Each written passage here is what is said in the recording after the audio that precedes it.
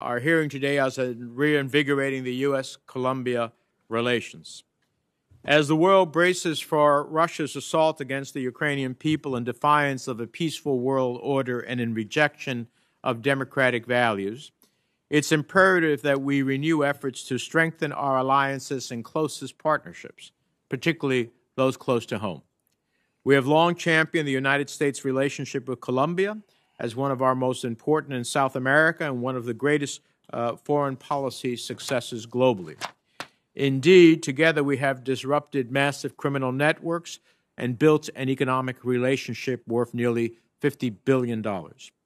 Thanks to the countless sacrifices of the Colombian people and our decades-long partnership, Colombia was able to end the world's longest civil war. Today, Colombia exports its expertise to help other nations combat drug trafficking and terrorism. Massive security improvements open Colombia's doors to the world while also enabling Colombians to discover their own homeland. In a welcome first, we even have a Disney movie about Colombia, enabling a generational shift in global perceptions about the country. Personally, I'm thrilled that Colombian American children in New Jersey will be more likely to hear their peers singing about Bruno rather than recycling the tired tropes about Colombia's drug wars of the 80s and 90s. It's transformational on many levels. Of course, significant challenges still exist. The pandemic strained Colombia's national budgets and poverty increased. The government's presence in rural areas of the country diminished. Illicit coca cultivation continued to proliferate, and armed criminal groups have returned to open conflict and are terrorizing local communities. Additionally, last year, the World Watch, as an ill-fated tax reform proposal, sparked countrywide protests and brought violence to Colombia's cities unseen in decades. And Colombia is also shouldering an already generous response to Venezuela's protracted refugee crisis, a crisis that rivals the tragedy in Syria in size and impact. That said, I believe that the complexity of the world today demands that we embrace the opportunity to address different challenges. Challenges like social and economic inequality, environmental deterioration, human rights, and the creeping influences of extra-regional actors like Russia and China.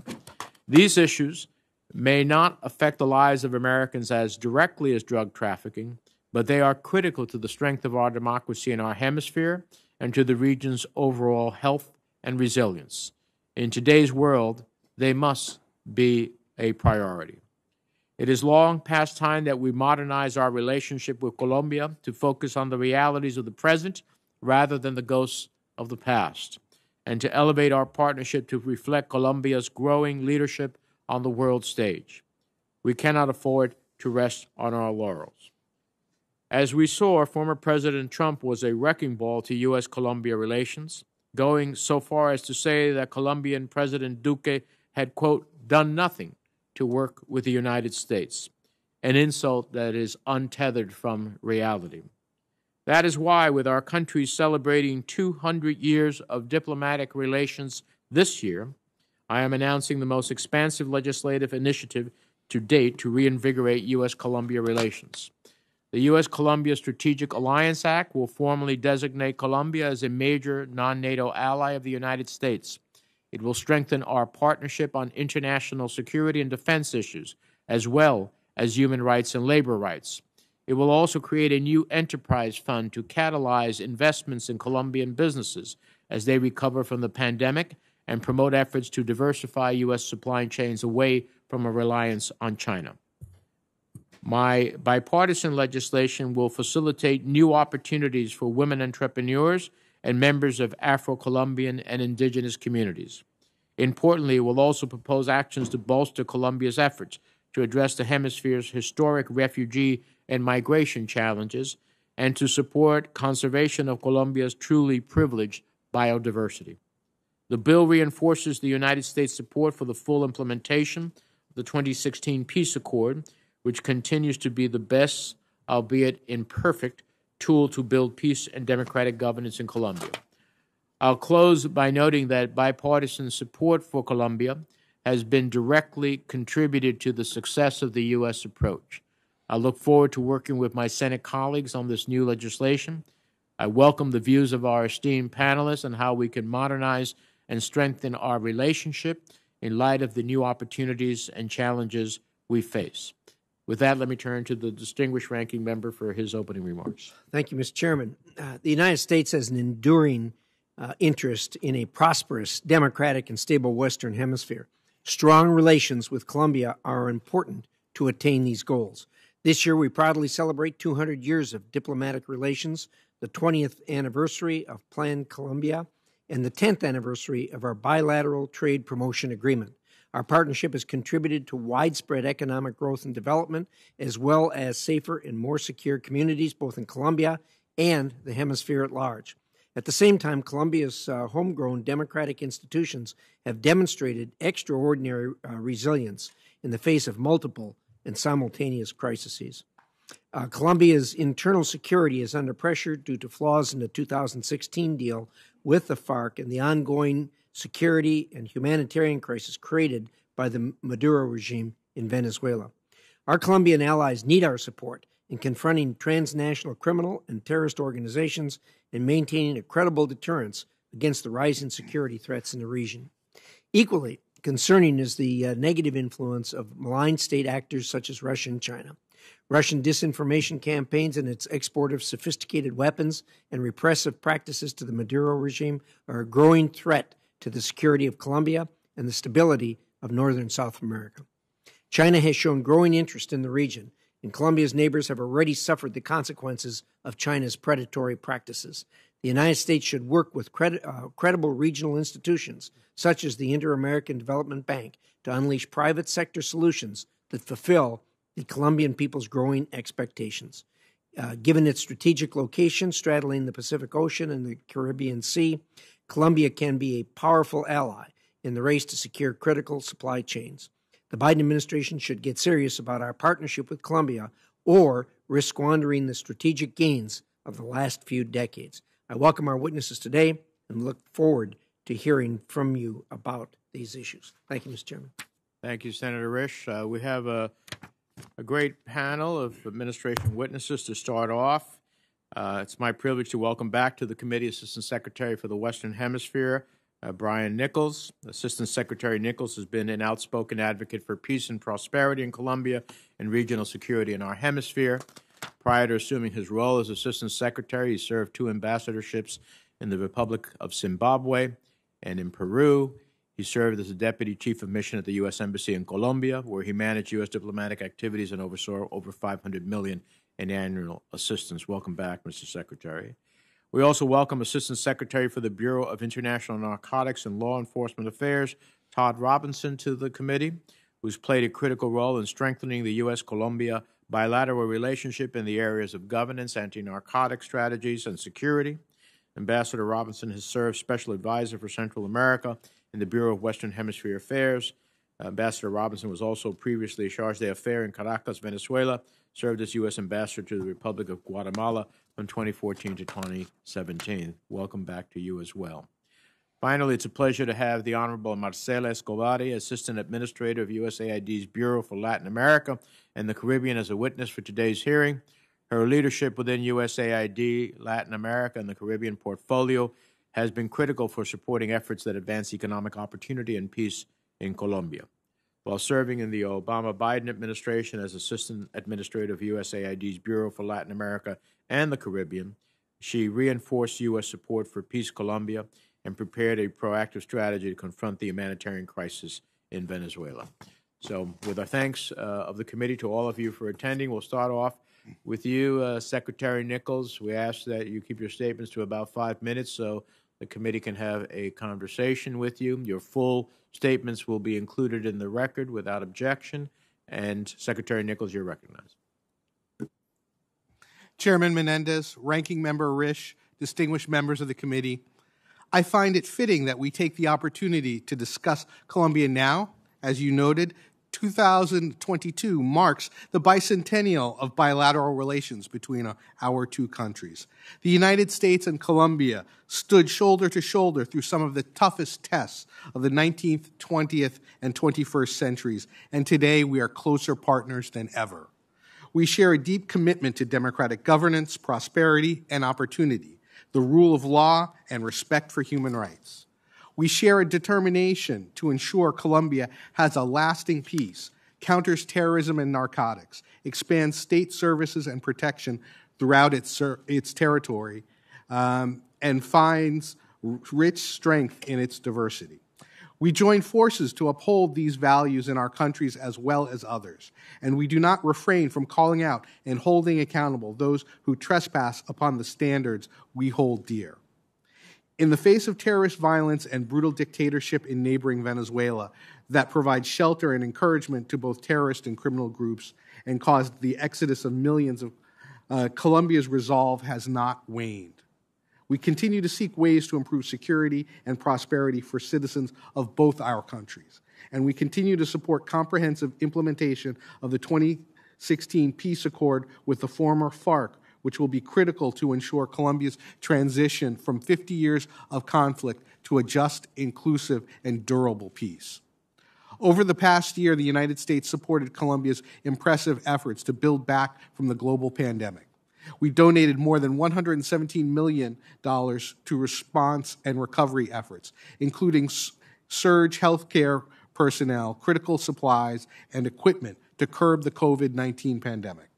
The United States also donated 6 million safe, effective COVID-19 vaccine doses and helped to distribute them in hard-to-reach areas. Last week in Colombia, I witnessed the commitment of the Colombian government to further professionalize its security forces and increase state presence and resources in remote areas. During my visit, I underscored our shared commitment to human rights with civil society leaders and encouraged U.S. businesses in Colombia to create new economic opportunities. For all that we have accomplished together, there remains more to do. The COVID-19 pandemic has highlighted the precarious state of Colombia's most vulnerable populations. Colombia cannot achieve lasting peace without addressing the systematic inequities that have contributed to persistent violence. Expanding efforts to improve respect for human rights and accountability for past offenses remains essential. I will strengthen our work with Colombia to ensure historically disadvantaged communities of Afro-descendant and indigenous peoples benefit from the same opportunities as the broader population. I will continue prioritizing policies and programs that provide opportunities for women, minority ethnic communities, victims of violence, and other groups that remain disenfranchised in society today. The vulnerable populations in Colombia include almost 2 million Venezuelans displaced by the poverty, kleptocracy, and brutality of the Maduro regime next door. With its historic offer of 10-year temporary protection, Colombia generously welcomed Venezuelan refugees within its borders and provides short-term access to food, services, and medical attention to nearly 6 million Venezuelans living in border communities, all at a time when resources have been stretched even thinner due to the pandemic. Colombia has also assumed an outsized leadership position in the hemisphere in addressing irregular migration, including by co-hosting a hemisphere-wide ministerial on migration with Secretary Blinken last October. An acute priority is collaborating with Colombia to fend off the malign activities of state and non-state actors who increasingly seek opportunities to erode the hemispheric consensus on the importance of the rule of law and democratic governance.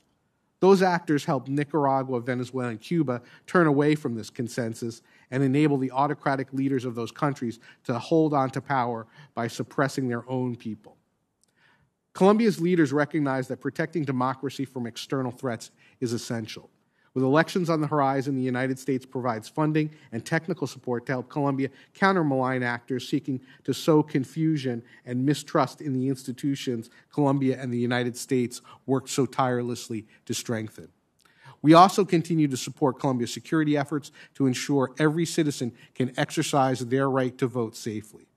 We will seek progress on our bilateral and regional goals throughout the end of the Duque administration, and will engage with Colombia's next administration with a shared goal that governments must not only be elected democratically, but also govern democratically to improve the lives of all citizens. I am confident that this productive democratic partnership will continue to deliver for Colombians and Americans for years to come. Thank you for this opportunity, and I look forward to your questions. Thank you. Secretary Robinson. Chairman Menendez, Ranking Member Risch, distinguished members of the committee, thank you for the opportunity to testify today regarding INL's efforts in Colombia. And if I may, thank you for passage of state's authorization bill and your leadership in that, which will help strengthen the department and reaffirms this body's commitment to the role of the Bureau of INL and other bureaus in the department. Together, with longstanding support for Congress, we have built one of the deepest bilateral partnerships in the Americas. Colombia's security affects the security and welfare of our citizens, of all of our citizens. A stronger, more stable Colombia is not just a better partner, but provides regional leadership on our shared priorities, including countering transnational crime, enhancing regional security, and training security forces throughout the region. Colombia has made significant progress over the last 20 years, transforming into a stable democracy and economy.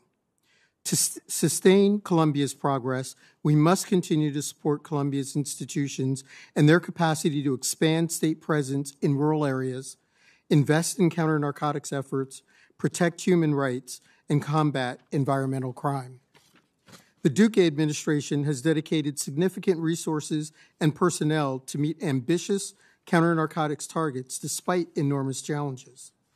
While our combined efforts have helped slow years of explosive coca growth, the now historic levels of coca cultivation show more work is needed, which is why the U.S. and Colombian governments developed a new counter-narcotics strategy. Last October, we committed to a comprehensive, holistic strategy to link state presence, development, rule of law, and environmental protection with reducing cocaine production. Our approach focuses on 3 pillars: integrated supply reduction, comprehensive rural development and security, and environmental protection. The strategy will define broader measures of success. Eradication will remain crucial, but we broadened our work to also focus on environmental crimes, as narcotics traffickers also destroy the environment. Under the integrated supply reduction pillar, INL is addressing cocaine production and related illicit finances. INL will continue to help Colombia eradicate coca, interdict cocaine and precursors, and improve the government's ability to disrupt criminal financial networks. We also support police effectiveness by improving training, deployment cycles, and human rights practices. Under the rural development and security pillar, we hope to extend state presence to expand economic opportunity, advance the accords, and improve security, justice, and social services critical to people's needs. Our efforts with USAID protect community leaders, make illicit crops more competitive, formalize land ownership, and pursue environmental crimes. Our programs help reverse environmental degradation by enhancing detection, assisting Colombian efforts to pursue environmental criminals, and reforestation. Our new strategy brings together U.S. and Colombian public stakeholders in an integrated, sequenced fashion with broader metrics to produce sustainable results in 3 targeted areas to gauge their efficacy. For example, in Cáceres, Antioquia, we sequenced programs to increase police presence, strengthen community police relations, remove landmines, formalize land ownership, improve infrastructure, provide agricultural training, train prosecutors, enforce environmental crimes, and improve local government services. To achieve this strategy, we recognize that Colombian people's confidence in their police and institutions must improve. We are therefore supporting the Colombian-led plan to increase police accountability, transparency, and protection of human rights.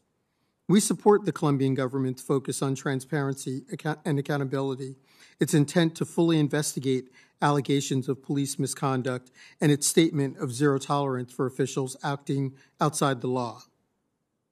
Mr. Chairman and Ranking Member, we have worked closely with the Duque administration to implement vital police reforms, achieve impressive counter-narcotics results, strengthen rural security, and disrupt criminal networks. We cannot and should not underestimate the challenges we face in Colombia. Armed groups are resilient, adaptive, and well-resourced. Improving rural security in Colombia, an urbanized country almost twice the size of Texas, is a significant challenge. We look forward to working with the next Colombian presidential administration and believe our new whole-of-government strategy can accommodate whoever wins the next Colombian elections. Our work and success in Colombia are made possible by strong bipartisan congressional support. Thank you, and I look forward to your questions. Thank you, Mr. Secretary, and thank you for recognizing the state authorization that Senator Risch and I, along with other members of the committee, were able to achieve, something that hasn't been achieved in a couple decades, and we hope to build upon that in the future. Administrator Escobar. Chairman Menendez, Ranking Member Risch, and distinguished members of this committee, thank you for the opportunity to testify today. Colombia remains one of the United States' closest and most steadfast partners in the hemisphere. Despite daunting challenges, the country's people and successive governments have demonstrated the will and the capacity to end decades of civil conflict and build a more peaceful, prosperous, and just society. Today, Colombia is facing severe shocks: COVID-19, the Venezuelan migration crisis, and a rise in coca cultivation. These shocks threaten progress made toward peace and inclusive development. And USAID is helping Colombia address these issues head-on. USAID adjusted fast to support Colombia's COVID response. Aside from emergency assistance, we made adjustments throughout our programs to mitigate the impacts of the virus. Our support has helped get shots in arms, helped schools shift to virtual learning, protected women from gender-based violence, and provided food to those that lost their livelihoods. We're now focused on the future, getting Colombia's youth back to school and supporting a robust economic recovery. We remain committed to supporting Colombia in protecting human rights. As the FARC demobilized and stepped away from the battlefield, criminal gangs have entered into violent competition to control territory and the illegal narcotics trade. Social and environmental leaders who are fighting back have become even more vulnerable to violent attacks. And USAID has deepened its efforts to support them. We helped the National Protection Unit to make more effective use of collective protection for ethnic groups. We helped the Attorney General secure 88 sentences in human rights defender homicide cases to date. There is a lot more work to do, but these are positive steps toward greater accountability. COCA's rapid expansion also greatly complicates rural development. Last October, the White House announced the implementation of a more integrated and holistic approach to counter narcotics in Colombia. USAID supports this strategy to integrate and sequence assets in each municipality in tight coordination with the Colombian government and our interagency partners. Together, we bring expanded access to state services, land reform, rule of law to guarantee basic rights, and income for illicit producers. Together, this brings an expanded state presence that gives alternative sources of income over coca a real chance. One promising strategy has been providing land titles. USAID piloted the first municipal-wide titling sweep in a municipality emblematic of the armed conflict, Colombia's Montes de Maria area. These efforts are showing positive results, and USAID hopes to scale this pilot program in other coca-growing municipalities.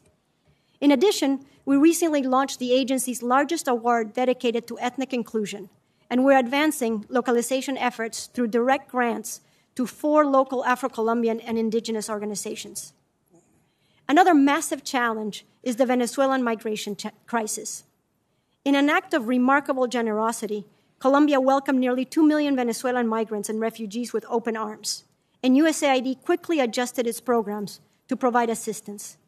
In addition to immediate relief, including food, medicine, and shelter, U.S. investments have helped Colombia ramp up registration of Venezuelans under their TPS programs, helping Venezuelans access basic services and employment opportunities.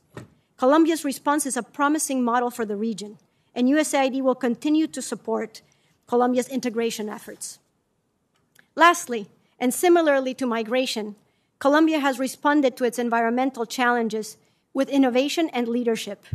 USAID's mission in Colombia oversees the agency's largest natural environment investment in the hemisphere, focused on tropical forests and biodiversity conservation, as well as addressing environmental crimes. The challenges I have outlined may seem daunting, but it is our task to make peace irreversible. It will be a long-term endeavor, but the trust and progress we have forged with the Colombian people will continue to provide a strong foundation for the future. Allow me to close with the words of Luis Fernando Arias, a leading voice of Colombia's indigenous movement and a close USAID partner, who a year ago this week died from COVID. He reminded us, quote, "We have to continue working for a country that is more humane, peaceful, equitable, and inclusive. We are here because Colombia cannot have one more victim." May his words be our call to action today. Thank you, and I look forward to your questions. Well, thank you. Thank you all for your testimony. We'll start a round of 5 minutes. Mr. Secretary Nichols, the United States has designated 15 countries as major non-NATO allies, including 2 in the Western Hemisphere, Argentina and Brazil.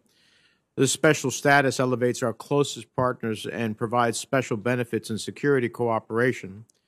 Given the expansive security partnership between our countries, my new legislation would formally designate Colombia as a major non-NATO ally. It's also important to note that the ties between NATO and Colombia have grown over the last decade. In 2017, Colombia became the first country in Latin America to achieve the status of NATO global partner, underscoring the nation's leadership on security matters, not just in the Western Hemisphere, but globally. President Biden has said that Colombia is, quote, "the keystone of U.S. policy towards Latin America." I fully agree and believe it's time we formalize Colombia's role. So, Secretary Nichols, given the United States' close bilateral and multilateral security partnership with Colombia, what's your assessment of formally designating Colombia as a major non-NATO ally? Thank you, Mr. Chairman. I certainly welcome the initiative and the framework that your bill brings to bear. And major non-NATO ally status is something that I believe sends a positive signal, given the tremendous progress in the relationship that we have with Colombia. Typically, the process for designating a country has been with the recommendation of the Secretary of State and the Secretary of Defense to the President. I don't want to jump over that process, but I know I can't think of any country that better fits that role. Well, I appreciate that. I think it's long overdue, personally, and I hope that this jumpstarts a conversation within the administration to come to that conclusion. Let me ask you another question. In recent weeks, Putin, as part of a desperate effort to distract from the imminent assault of the Ukrainian people, has sought to expand support for this hemisphere's dictators. In an apparent attempt to intimidate our closest partner, Russian military advisors are accompanying Venezuelan military personnel near the Colombia border. But frankly, Russia's support for the region's dictators have already destabilized Latin America. Upwards of 6 million Venezuelans have fled their homeland as a result of Russia coaching the Maduro regime. The instrumentalization of vulnerable refugees is part of the Russian playbook to provoke crises, overwhelm governments, deepen divisions. As has been testified here to, nearly 2 million Venezuelans have sought refuge in Colombia, challenging the government's efforts to respond to long-term issues related to social and economic inequality, eternal displacement, the pandemic. When Russia's not launching out all-out attacks against countries, it's intimidating, extorting, and sowing mis- and disinformation, all of which aim to shake the foundations of democracy around the world. How should we interpret Russia's presence in the region? What are the security implications for Colombia? Russia seeks to destabilize our region, to inject conflict and tension from other parts of the world to the Western Hemisphere. I had the opportunity to discuss these issues with our Colombian counterparts last week in a delegation led by Undersecretary for Political Affairs Newland, and we remain vigilant about the Russian activities both along the border with Colombia, but more broadly in our region. And they also seek to prop up the tin pot dictators that they support in our hemisphere. Well, and that to me is another reason why this deepening of relationship with Colombia is important within the hemisphere as a whole. Administrator Escobar, Colombia's long-standing challenges with social and economic inequality reached an apex last year when the combined effects of the pandemic and the tax reform proposal, which, by the way, I called ill-fated, but in large part in response to the IMF and the IMF pressures on countries like Colombia. And it's a broader question for another time, but it seems to me the IMF needs to have a smoothing period for these countries, not to walk away from their responsibilities, but if you're going to require some rather dramatic financial challenges in the midst of a pandemic, and we've seen what we've had to do as a nation to try to meet that challenge. Not every country has the wherewithal to do that. It needs to have a smoothing period. But that tax reform proposal led to mass protests, blockades, deeply concerning images of police violence. It was clear to me then and now that we have not done enough to work with our Colombian partners to facilitate the conditions for inclusive economic growth. The pandemic actually plunged 3 million Colombians into poverty. It's critically important that we engage both politically and programmatically to minimize these gaps and help level the playing field for all Colombians, including underrepresented communities such as Afro-Colombian and indigenous people. So I heard what you said that we are doing, but I want to challenge you and say, how do we best use our programming to promote and support an inclusive economic growth in Colombia, and how are we engaging on the issue of trying to foster greater engagement by the private sector as part of our solution to meet that economic need? Thank you, Senator. There's no doubt that Colombia has made tremendous progress and has huge growth potential, right? But this growth potential needs to, we need to make sure that it is inclusive and that it reaches these neglected rural areas, and more so as Colombia tries to recover from COVID-19 and tries to integrate the Venezuelan migrants. I think there's huge opportunities for the diversification of the economy. It has huge opportunities in the agricultural sector and to modernize the entrepreneurial class. But what we need to do and what we have done as USAID is make sure that that modern, robust 21st century Colombia reaches the rural areas. We did it with financial inclusion, where we helped mobilize over $1 billion through Colombian banks to SMEs and micro entrepreneurs in rural areas. And I think a lot more can be done to help these farmers link to supply chains, illicit development, and export their products abroad. All right, thank you. Senator Risch. Thank you, Mr. Chairman. Secretary Nichols, in March of 2020, almost 2 years ago now, the U.S. and Colombia announced a joint plan to reduce cocoa cultivation and cocaine production by 50% by the end of 2023. We know it's going in the wrong direction and doesn't seem to be turning around. Do you believe that Colombia can meet these goals without conducting aerial eradication?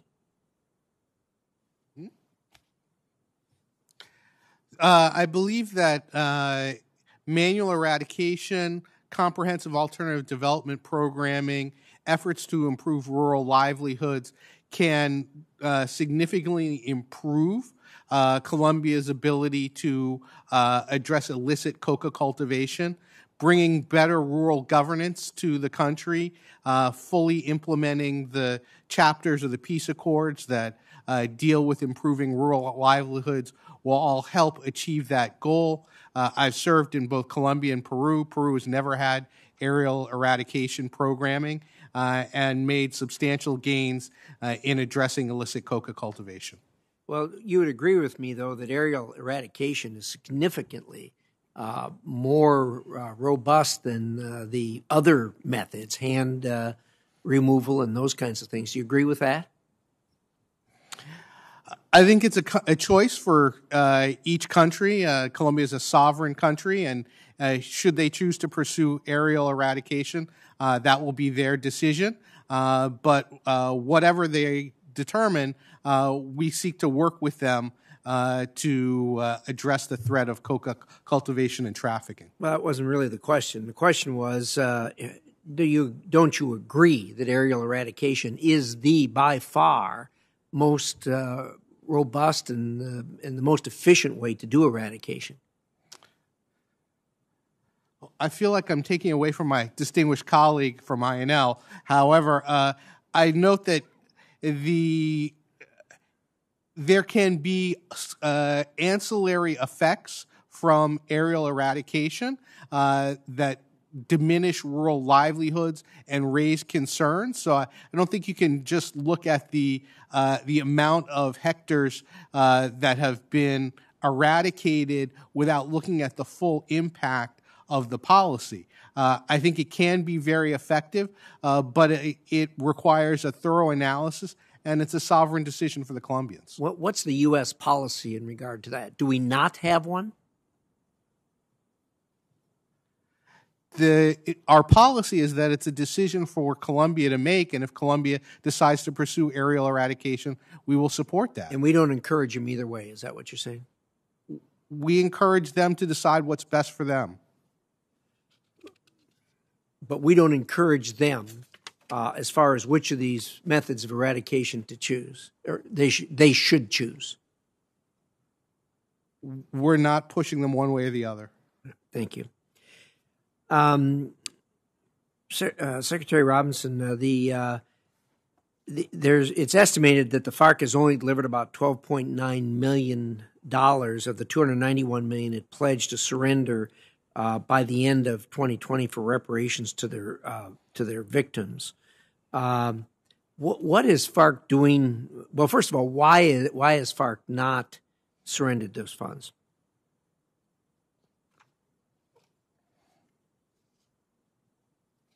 I think that's probably a question for my distinguished colleague from the Western Hemisphere.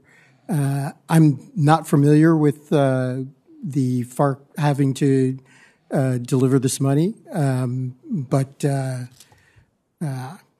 I can get an answer and find out for you. Well, thank you very much. Secretary Nichols, I guess he threw you under the bus. Can you answer the question? I'm happy to be under the bus.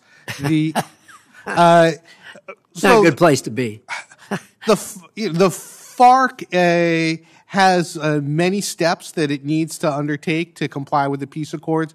Among that is reparations and implementing decisions from the Justice and Peace courts. They have cited a lack of resources as part of their inability to provide reparations to victims, but it's an ongoing process. Do you believe that to be true, that they lack resources? I find that difficult to believe, given the experience that I had with the peace process in El Salvador when I served there. Do you know what they're doing with those funds instead of surrendering them? Well, I do not know what they would be doing with those funds, but I imagine that some funds are buried underground. Some funds are in foreign bank accounts. Some funds are with individual FARC members who decided not to demobilize, would be my guess, but I can't say for certain. Thank you. My time's up. Thank you, Mr. Chairman. Senator Shaheen. Thank you, Mr. Chairman, and thank you to each of our witnesses for being here today. Assistant Secretary Robinson, I want to begin with you and pick up a little bit on the questioning that Senator Risch had with respect to our policies working with the Colombian government to address domestic cultivation and production of opioids or opiates, because as a state, coming from a state that has had a real challenge with opioids, we would like to see fewer drugs getting across the border from South America and into the United States. So recognizing that we don't tell the Colombian government that they should do aerial eradication, what are we doing to try and address the illicit production of drugs in the country? Thank you very much for that question. We have a very robust relationship with the Colombian government and my bureau in particular with the Colombian National Police.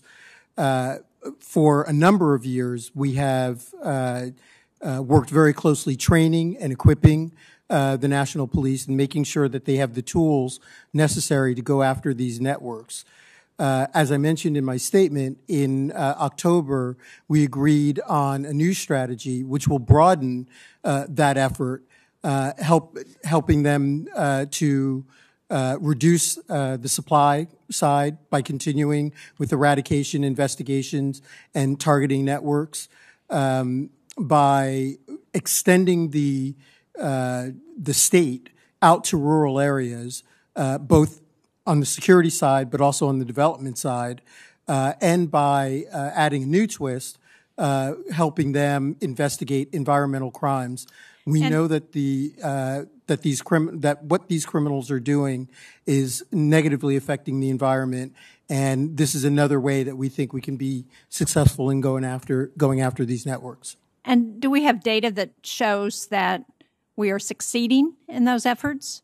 The last time, and it's been several years ago now, but the last time I saw a report on the drugs that were being produced in Colombia, the production had actually gone up because of the decline in aerial eradication, not gone down. So do you have any data to support the effectiveness of the policies? Well, I think, frankly, the data is mixed. We know that production is going down, but the cultivation is increasing.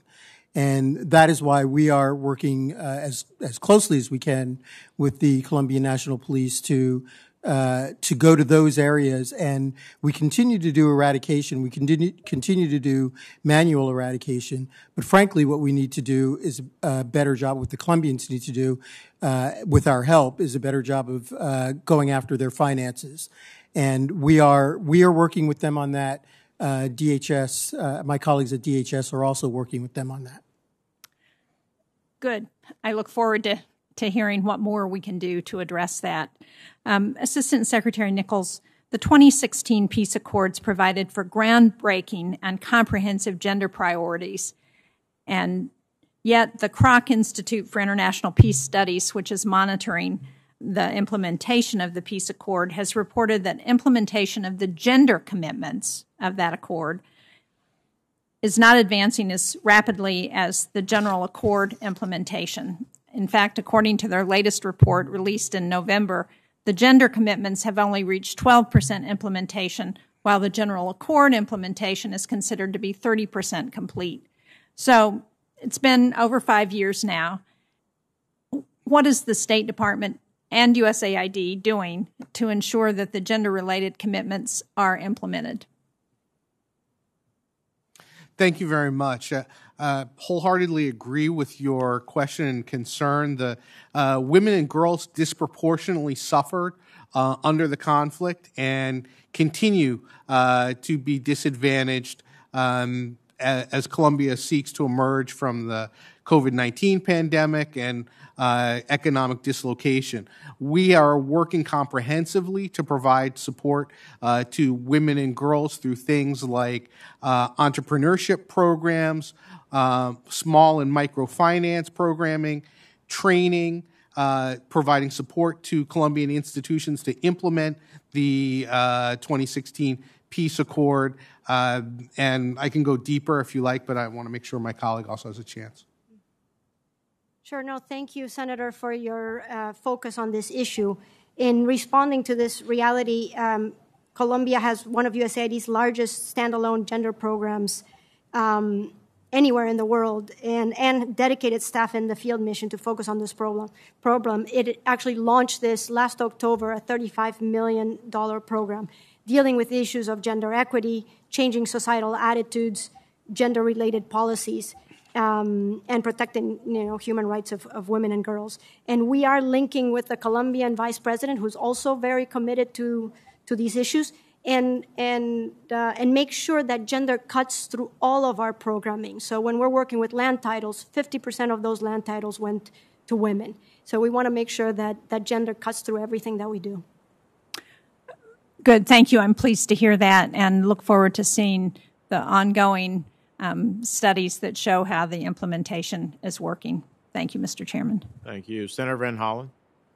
Thank you, Mr. Chairman. Thank all of you for your testimony today. I've been concerned by reports of increasing violence in Colombia's rural regions, especially near the Venezuelan border. I understand that these attacks are being perpetrated primarily by FARC dissidents, as well as the ELN, the National Liberation Army, an even more violent group, and especially concerned of the toll this is taking on civilian populations, on indigenous groups, and on human rights defenders, all of whom have been targeted. Assistant Secretary Nichols, what is the Colombian government plan to address these issues, and how can we help them?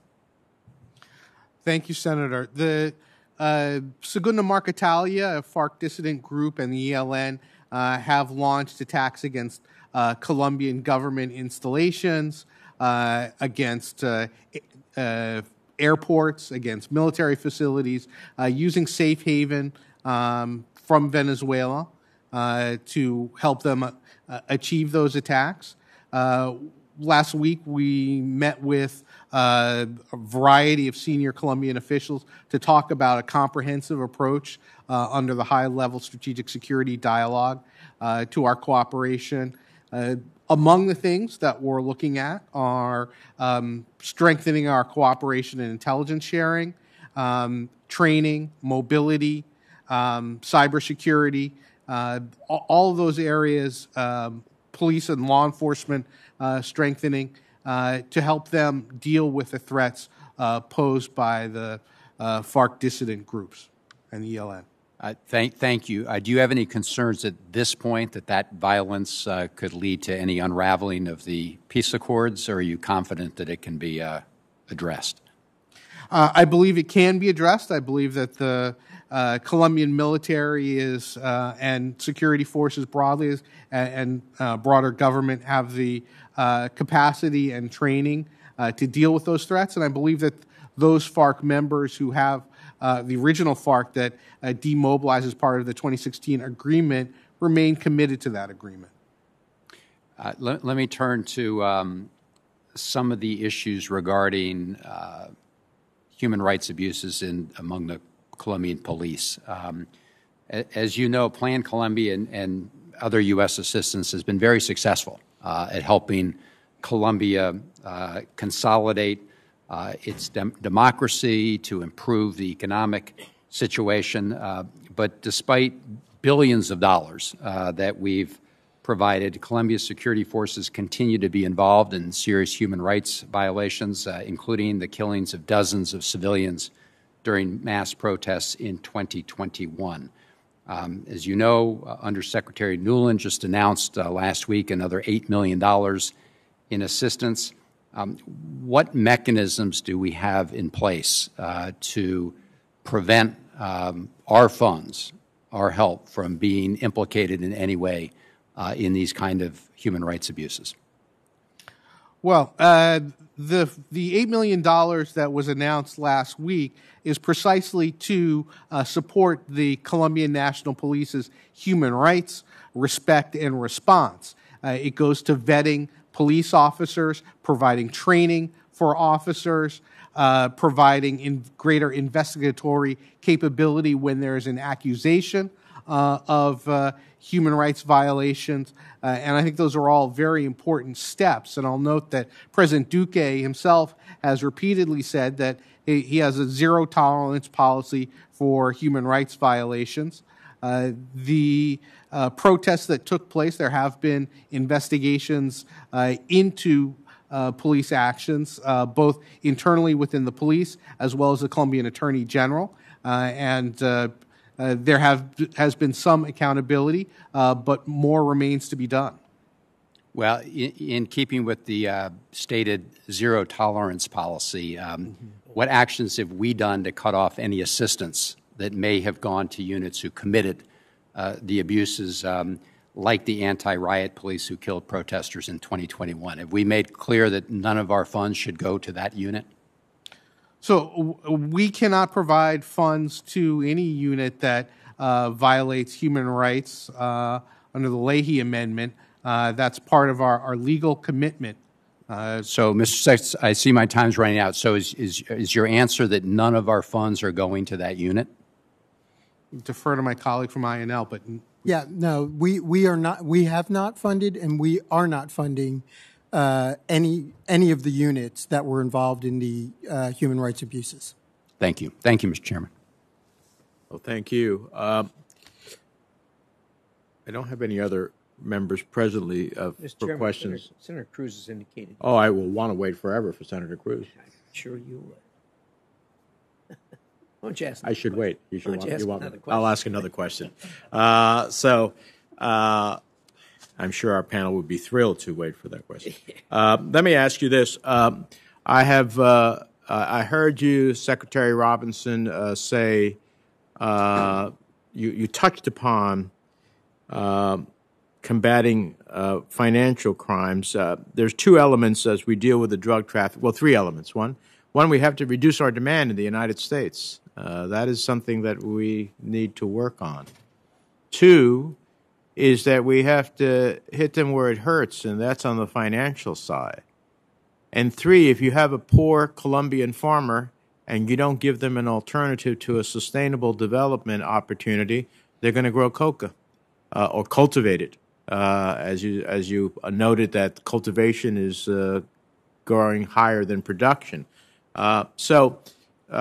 With reference to the first part, hitting them hard where it hurts, you touched upon how are we focusing our attention with the Colombians in terms of combating financial crimes associated with the drug trade? What additional steps are we taking to strengthen anti-money laundering initiatives? And then finally, for Administrator Escobar, how are we specifically targeting some of our program to deal with those poorer farmers who we need to give an alternative with, one that actually helps them sustain their families instead of cultivating or actually engaging in the drug trade. So let's start off with you, Mr. Secretary. Thank you, Mr. Chairman. We have, for a number of years now, been working very closely with Colombia's, I always forget the name of this, the Financial Investigative Unit. And we have experts working with them to target the financial networks of these criminals. We've been doing that. We expect to enhance that relationship with our new strategy. That's thing number one. As I mentioned earlier, the Department of Homeland Security, we are working closely with the Department of Homeland Security, HSI, to go after illegal activity at the ports. We have experts on the ground at the ports working on security, investigations, and also tracking illicit financing. So those are two things that we're going to do to enhance going after the money laundering aspect of this side of the criminal activity. Administrator? And to answer your question on alternative illicit livelihoods, we are very optimistic with this new holistic and sequencing approach. where USAID complements eradication and interdiction, where we provide illicit crops, land titling, local government strengthening, access to rule of law, and options for youth empowerment. And this really dramatically increases the chances of success, because when you take this holistic approach and this very place-based approach, it really gives people an option out of coca. And Senator Shaheen had asked for data, and in one of these experiments or pilots that we're running on land titling, we have seen that without a land title, about 3/4 of coca growers replant after eradication. But with a title, replanting drops to 20%. So I think this holistic approach would really make a difference. And, I've seen it. I traveled to Cáceres. I saw, I thought that it was naive to believe that people would give up this profitable trade. But really, people hate living under the thumb of these thugs and being subject to violence. So I think if we create the opportunities, people will take it. All right. Senator Cruz. Thank you, Mr. Chairman. Mr. Nichols, welcome back. As we discussed the last time you appeared before this committee, I am deeply concerned about the Biden administration's decision in November to dismantle terrorism sanctions against the FARC and against FARC members. The FARC is an organization of Marxist-Leninist narco-terrorists. For decades, they have killed and kidnapped and extorted Colombians. They have murdered and seized American citizens. They continue to pose an acute threat to Colombian security and to American interests across the region. The last time we spoke, the decision to dismantle terrorism sanctions had just been announced. Since then, presumably, you've had some time to evaluate the effects. I want to ask you some questions about that. One of the reasons publicly cited for the removal of the FTO listing was to provide certain types of U.S. assistance to FARC for reintegration into Colombian society. I believe that justification is deeply flawed, but it was at least a reason that the administration cited for dismantling the sanctions. So, have you distributed any such aid? And if so, what checks were in place to ensure funding was not used for terrorism? Thank you, Senator. It's a pleasure to see you again. The decision to designate the FARC-EP and the Segunda Marquetalia as the current groups engaged in terror activity in Colombia was one fully concordant with the process of implementing the peace accords. We have continued our efforts to provide broad assistance to rural areas in Colombia. Mr. Nichols, if I could ask you to answer the specific question I asked, which is, have you distributed any such aid to the FARC or members of the FARC? I would have to defer to my colleague from USAID on the specifics of their program. We do not work or support terrorists. We do not give any funds. They are not eligible to receive. Okay, to receive funds from USAID, and we actually have. So your testimony is that the Biden administration has not given any funds to FARC or members of the FARC. Right, they have not. Good. Only to FARC deserters and people who have laid down their arms. So alongside removing terrorism sanctions on FARC, you also removed terrorist sanctions on individual FARC members. The press release that the Biden administration published listed literally hundreds of entities. A few weeks later, on December 11th, Colombia's Special Jurisdiction for Peace, an independent entity tasked with implementing the peace accords, issued summons for 47 FARC members because they had been involved in the forced recruitment of children for the conflict and for child trafficking. 5 of these individuals had been sanctioned by the United States for their roles until you removed them a few weeks earlier. Did the State Department consult with the Colombians about these individuals before lifting sanctions, and did you reimpose sanctions after the announcement of their involvement with child trafficking? So the process of delisting the FARC and listing FARC-EP and Segunda Marquetalia was done in consultation with the government of Colombia. The FARC, as the organization that signed the 2016 peace agreement, is not listed as a terror organization in Colombia. U.S. immigration law prevents the entry of any of the members of the FARC who took up arms. So was the Biden State Department aware of the work and impending decision of Colombia's special jurisdiction for peace at the time you lifted the sanctions on these individuals? They don't consult their decisions with the United States government before. So you were not aware of it? Not to my knowledge. Okay. I want to shift in my remaining time to Mexico. Mr. Nichols, as you know and we've discussed, I'm deeply concerned about deepening civil unrest in Mexico and the breakdown there of civil society. The breakdown of the rule of law across our southern border poses acute national security challenges and dangers to the United States on issues ranging from counter-narcotics to illegal immigration.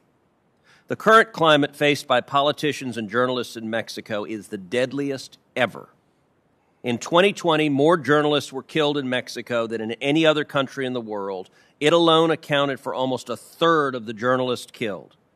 Since the start of the electoral process in September 2020, over 80 politicians were assassinated by criminal organizations, and more than 60 candidates suspended their campaigns under duress.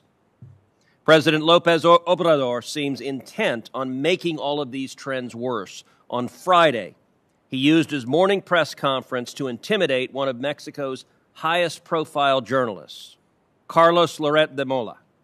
He waved around private financial information and asked authorities to investigate it. He seems to be indulging in abusing power, no matter the effect on Mexico or the U.S.-Mexico relations. What steps is the Biden administration taking to convey to the Mexican government that their behavior is undermining the rule of law and that is in turn endangering American security and the U.S.-Mexico relationship?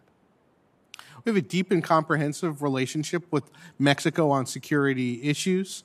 My colleague from INL and I were in Mexico last year to discuss these issues, and our embassy continues to be engaged on the full range of security questions. What have you expressed about the murder of journalists, politicians, and the intimidation of journalists? We have said that we believe that the murder of journalists and the murder of civil society members is a tremendous problem and a stain for all of us. We need to take actions to protect those important members of Mexican society. It is crucial for us to redouble our efforts to protect politicians, journalists, civil society members. It's vital, and we talk about that with our Mexican colleagues all the time. Thank you. Thank you. Senator Hagerty. Thank you, Mr. Chairman. I want to follow up on Senator Cruz's questioning regarding Mexico. I, too, am very concerned about the situation there. I was also in Mexico last year.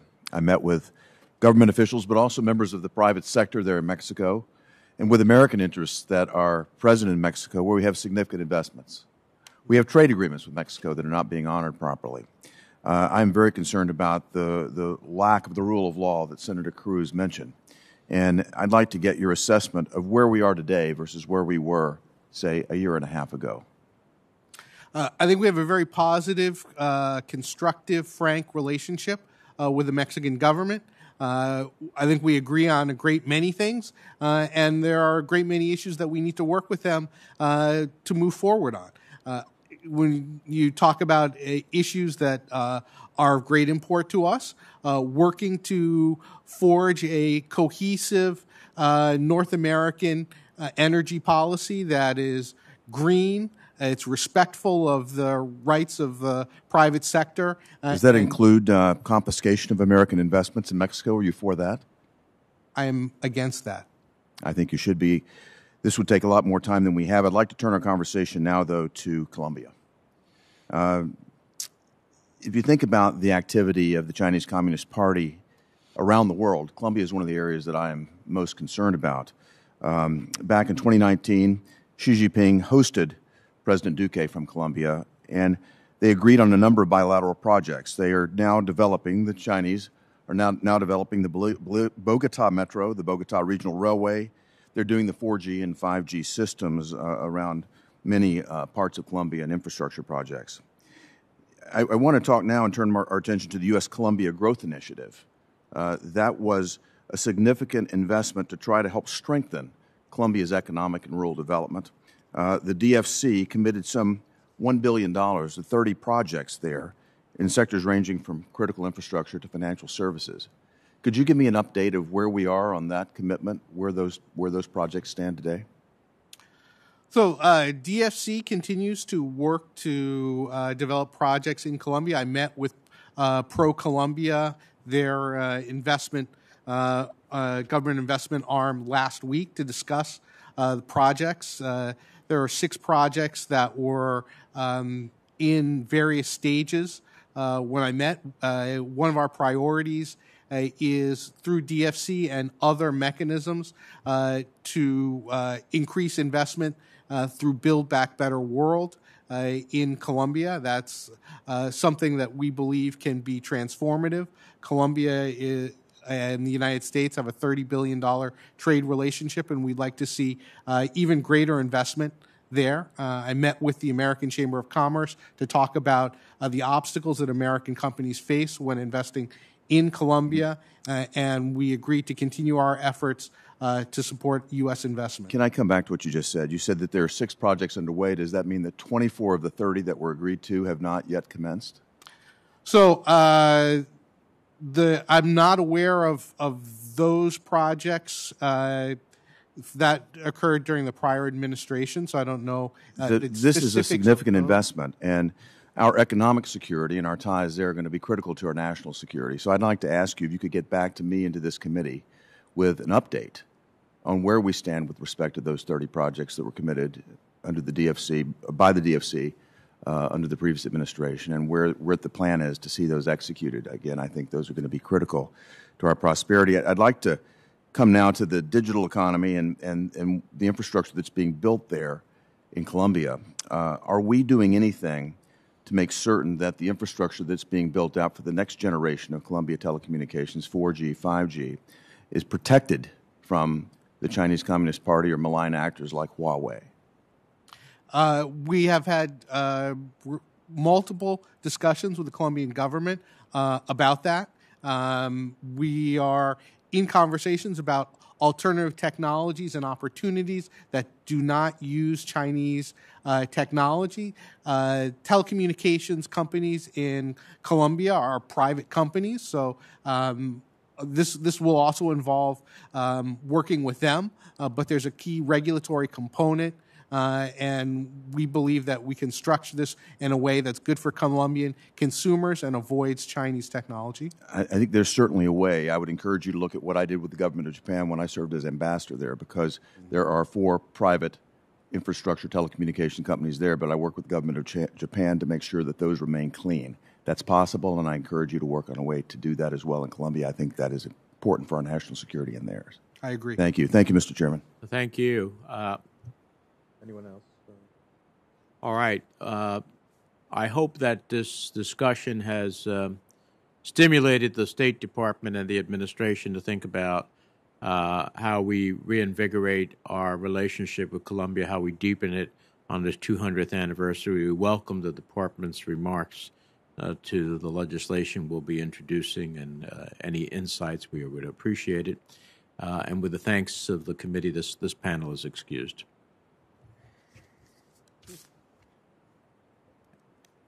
As we have our first panel depart, let me begin to introduce our second panel. We're joined by Mr. Dan Restrepo, a senior fellow at the Center for American Progress with expansive expertise on Colombia. Mr. Restrepo served as the principal advisor to President Obama on issues related to Latin America, the Caribbean, and Canada, a special assistant to the President and senior director for Western Hemisphere Affairs at the National Security Council. Previously, he served on the professional staff of the House of Representatives Committee on Foreign Affairs, as well as a law clerk on the U.S. Court of Appeals for the Third Circuit. The committee will also hear from Salina Relayo, an adjunct professor at the George Washington University Elliott School of International Affairs. Professor Relayo's work focuses on U.S. national security, illicit networks, transnational organized crime, counterterrorism, and economic sanctions issues. She has previously served as a U.S. diplomat, international banker with Goldman Sachs, and State Department Director of Counterterrorism Finance Programs. She has spoken and written regularly in English and Spanish about transnational crime, drug trafficking, and corruption in the Americas. So our thanks to both of you. We invite you to make your statements in around 5 minutes or so. Your full statements will be included in the record, and we'll start with you, Mr. Restrepo. Thank you, Mr. Chairman, Ranking Member Risch. Thank you for this opportunity to discuss the U.S. Colombia relationship. Chairman Menendez, allow me to take this moment to commend you for holding this hearing and for authoring the U.S. Colombia Strategic Alliance Act, both important signals of the abiding U.S. commitment to the people of Colombia at a critical juncture. Colombia is today a like-minded democracy in the heart of Latin America through the sacrifice of generations of Colombians with steadfast U.S. support. Advancing core U.S. national interest demands continued and reinforced commitment. Even aside from the pandemic and its fallout, Colombia faces notable challenges. Implementation of the 2016 peace accords lags, illicit economies are flourishing, and insecurity is on the rise. Venezuela's descent into kleptocracy, criminality, and chaos continues to put pressure on Colombia. Much-needed fiscal, labor, and pension reforms and expanded investment in human capital have proven elusive. Colombia's political class continues to struggle to define a post-peace accord North Star. And not coincidentally, in light of all of the above, Colombia has experienced one of the region's most pronounced declines in faith and democracy in recent years. At the same time, Colombia is a critical leader on some of the central issues facing the Americas and the world, including migration, climate, citizen security, and fostering innovation. Understanding the successful migration management must extend far beyond border measures. The Colombian government across 2 administrations and the Colombian people have stepped up to help their neighbors in need. President Iván Duque's decision to grant Venezuelans legal status for 10 years was one of the most commendable acts of leadership in the Americas in recent memory. It's an example to be followed, as President Biden did when he granted TPS to Venezuelans. Colombia's unparalleled biodiversity makes it a wellspring of hope for our planet and a critical player in responding to the climate crisis and leading the energy transition in the Americas, especially at a time when countries like Brazil imperil our planet through anti-science denialism. Colombia is also home to modern entrepreneurs like Rappi, among Latin America's burgeoning tech unicorns, and others hot on its heels, as well as cities like Medellin that strive to embrace the power of technology to better connect Colombians to 21st century global value chains. The country is also, despite and in some cases paradoxically because of the challenges it faces, a vital security and citizen security partner. A new strategic alliance between the United States and Colombia can help address Colombia's challenges, consolidate its leadership, and as it has done repeatedly throughout history, advance key U.S. national interests across the hemisphere, as it did during the era of the Good Neighbor policy, World War II, the birth of the Inter-American System, and the Alliance for Progress, to cite but a few examples. It is no accident that every U.S. president since Ronald Reagan, except President Trump, visited Colombia while in office. Against this backdrop, as you look to the next chapter in this storied relationship, I urge you to advance U.S. interests by continuing to support implementation of the peace accords, investing in a region-wide approach to mitigate, manage, and order irregular migration, finding ways U.S. development assistance financing can be catalytic in the transformation of the Colombian economy, leveraging Colombian climate leadership, supporting comprehensive efforts to roll back illicit economies, and respecting Colombian democracy. In closing, allow me to elaborate on this final point. With Colombians headed to the polls, everything possible must be done to safeguard these critical elections so they accurately reflect the will of the Colombian people, free from outside interference and mis- and disinformation.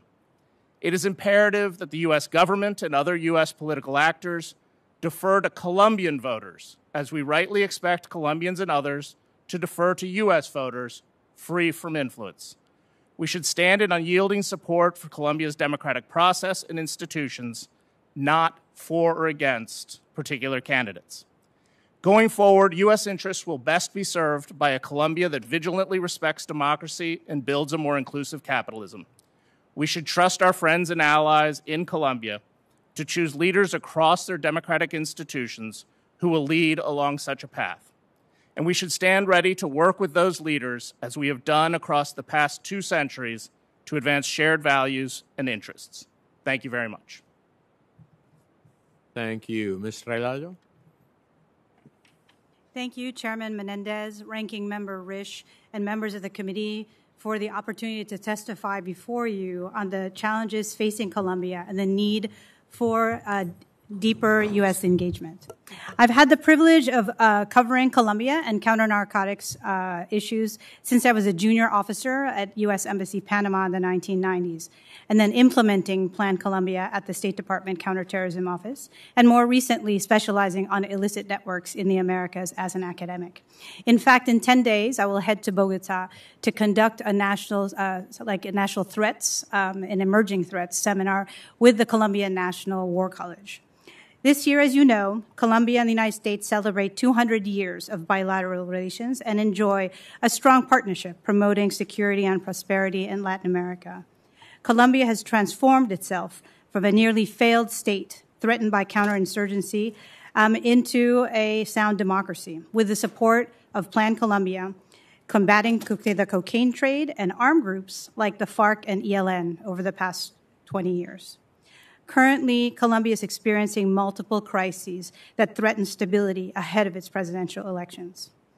Massive anti-government protests, rising violence, human rights abuses, increased cocaine trade, frustrations with the pandemic, and instability spilling over from Venezuela have made President Duque's government very unpopular. The COVID-19 pandemic has become a force multiplier for pre-existing socioeconomic grievances and have emboldened President Duque's opponents. External actors like Venezuela, China, and Russia have increased their activities in Colombia, compounding these domestic crises. The Maduro regime has exported instability to Colombia by supporting the FARC rebels and the ELN, who are engaged in an illicit economy that is ever expanding, and spurred the mass migration of some 6 million Venezuelans, of which 2 million are in Colombia.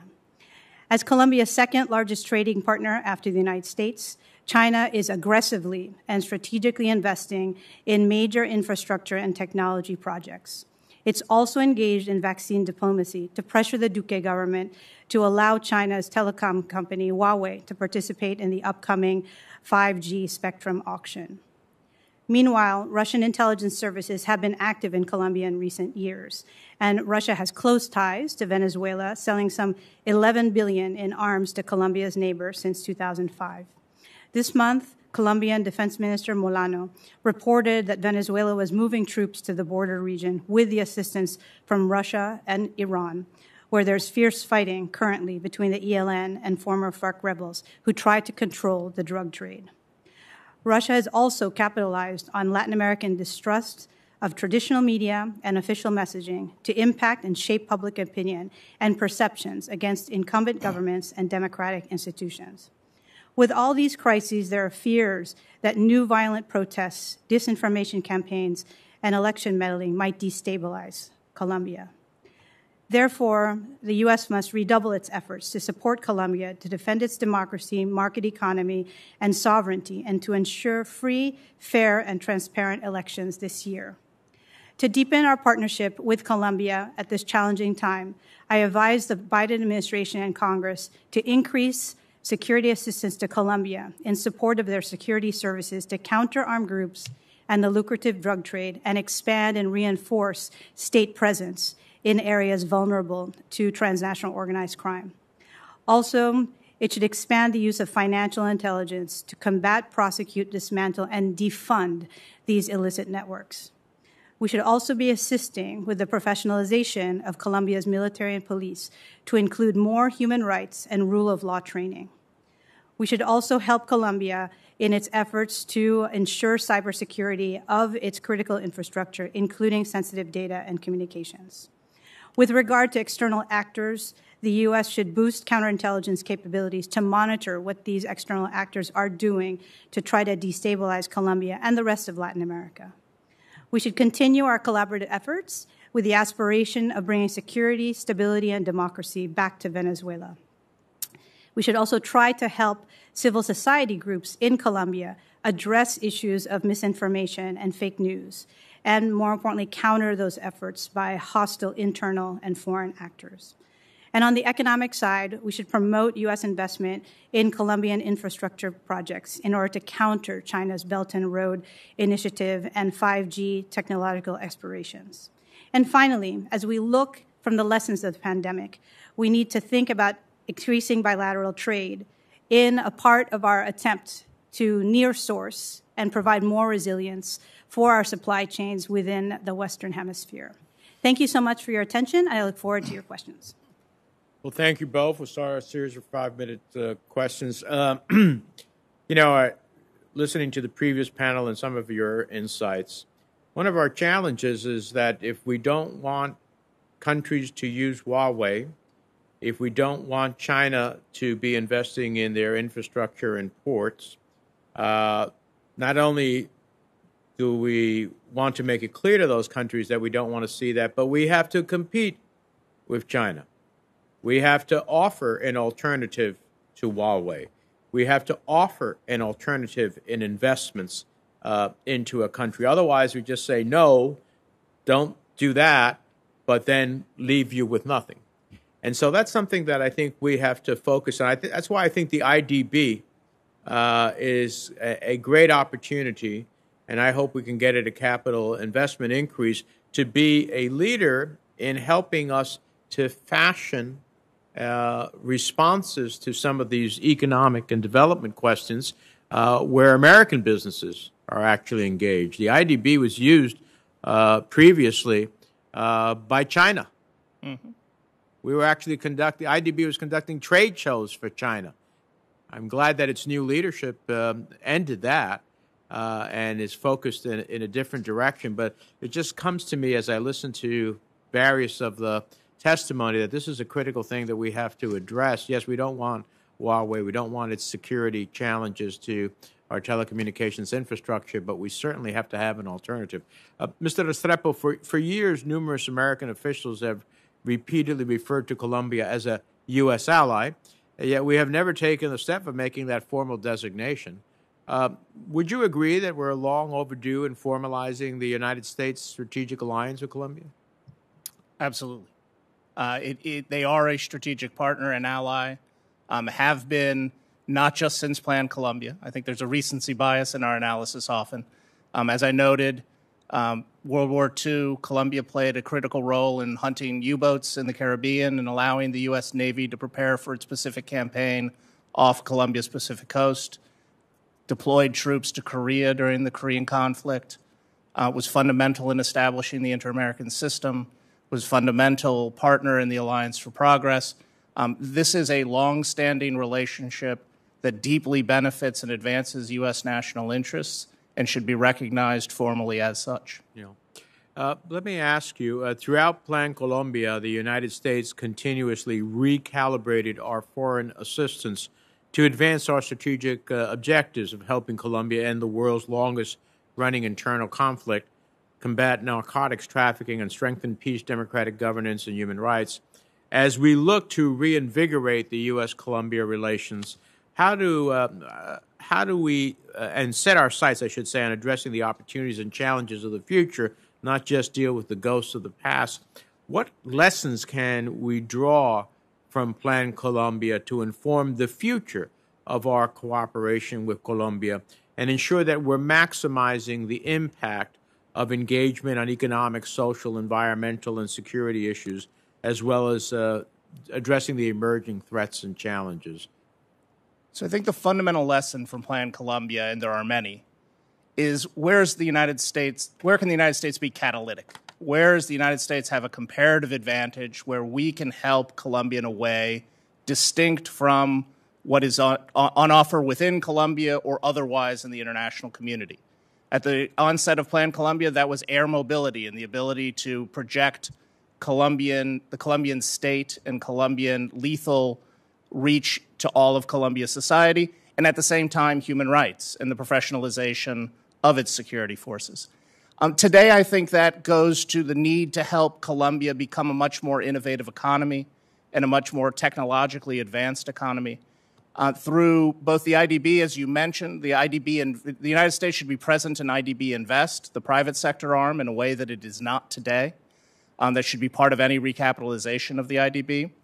And the DFC should be looking to put risk capital at play to burgeon the kind of technological advances that an economy like Colombia's needs to be sustainable and equitable into the 21st century. Thank you. Senator Risch. Thank you, Mr. Chairman. Ms. Raulio, what kind of security assistance should the U.S. Be emphasizing to more effectively help Colombia address the security environment that they face today? Well, as a result of the many years that we've invested in security assistance on all aspects, also it's important to understand it's not only been at the national level, but actually at the more local level, where we're seeing the heightened violence and the rate of homicides rising quite dramatically. We've actually got a lot of what I call the building blocks in place. The question is, how do you make them more sophisticated and more nimble in terms of taking a look at this? So as you know, I've been following the money trail of terrorist groups and criminal organizations for the past 20 years. And it's a great sign that we're now really starting to invest in cultivating and harvesting what we call financial intelligence. These groups that have now abandoned their political aspirations, like the FARC dissidents and the ELN, of overthrowing the central government of Colombia, they're all in it for the money. Because the cocaine trade is so lucrative, and the illegal gold mining, which we didn't really mention during the hearing today, they're all about securing the supply chain and then, more importantly, the transit routes in order to get these illicit products to market. So one piece with our military assistance is how to help the Colombians reestablish control in what were ungoverned or vulnerable spaces. And that is primarily right now where you're seeing the violence, that border region between Colombia and Venezuela. And sadly, too, the Venezuelan regime of Maduro has actually given safe haven, ample safe haven, and direct assistance to groups like the ELN and the FARC to enrich themselves. So that's an area where we're starting to now incorporate different types of intelligence at an operational level. So that's actually taking also signals intelligence to actually listen to their communications with who the money runners are.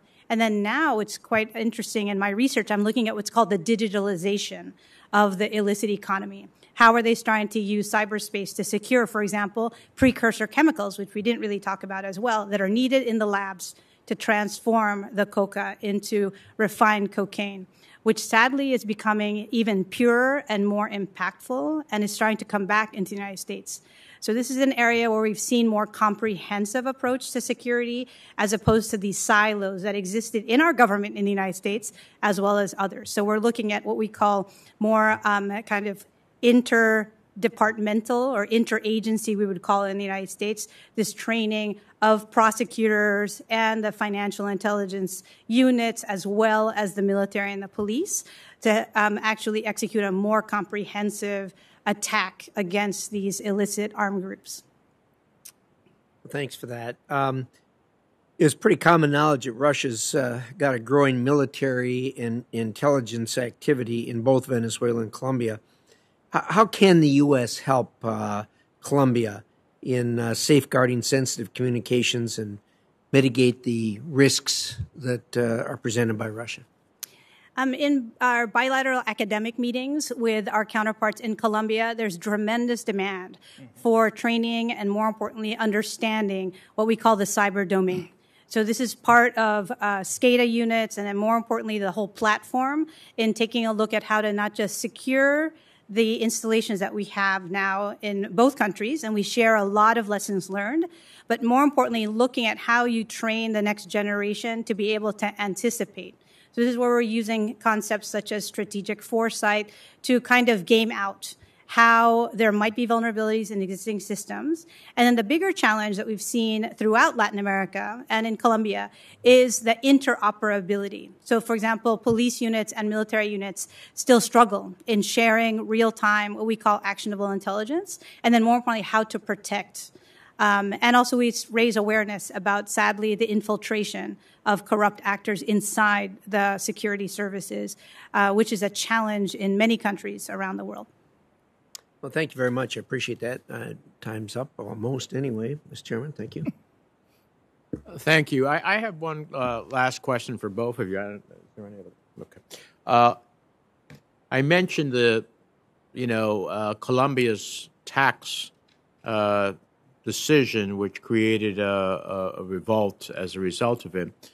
But that tax decision was spurred by requirements of the IMF to meet certain fiscal obligations in the midst of a pandemic. And this is not unique to Colombia. There are several countries in the hemisphere and beyond where this requirements, stringent requirements of the IMF without the flexibility for what I call a smoothing period, but call it whatever you want, not to move away from the obligation, but ultimately to have the time to meet the obligation in a responsible way that doesn't create societal disruption, is something I'd be interested in your thoughts on. Senator, you're entirely correct. And this is a problem throughout Latin America and actually throughout many emerging markets at the moment. Countries are frankly out of fiscal space as a result of attempts to protect the most vulnerable populations during the pandemic. That is true in Colombia, where a significant percentage of GDP was reallocated or directed towards the most vulnerable portions of the population. And an effort was stood up to reach folks in an economy that is deeply informal. The Colombian economy informality ranges in the 60 to 65%, which is one of the challenges that the economy faces. International financial institutions, starting with the IMF right now, should be providing more fiscal space for countries rather than demanding quick corrections, if you will, as we emerge from the effects of the pandemic. It's one of the reasons, and we've been a little remiss in not focusing, I think, on the Colombian response on migration. One of the things that Colombia has done is launch an unprecedented regularization program. In November of last year, the World Bank and the IDB, with U.S. support, allocated $800 million in financing to Colombia to support that integration and regularization program.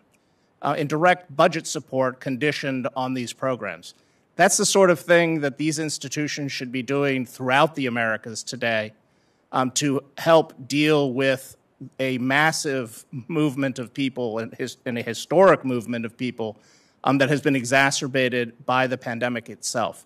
So yes, the IMF should be engaging in these smoothing periods, as you named them, and the international financial institutions should be using their balance sheets to help countries both deal with the effects of the pandemic and the communities that have of reception throughout the region for vulnerable populations that have been dislocated over the course of the last 7 years.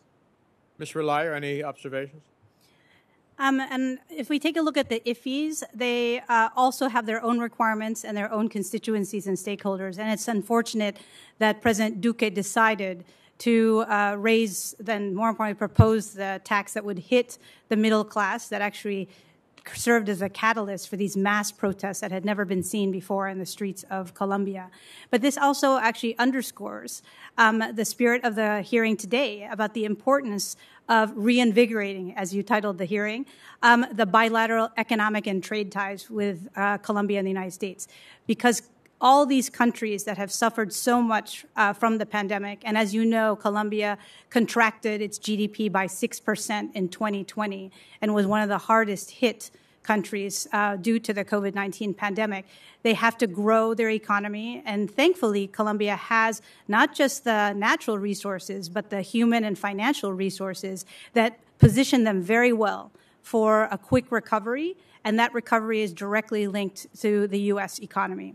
And that's where we see these concepts of the strategy of near sourcing, realigning global supply chains to rebuild, if not reinforce, the U.S. ties with our Latin American partners, not just in Latin America, but the Caribbean, is a way out. And I think as we look at what's going to grow, and then more importantly, not just the goods, but the services industry, I see a very promising future in U.S. Colombian bilateral economic relations.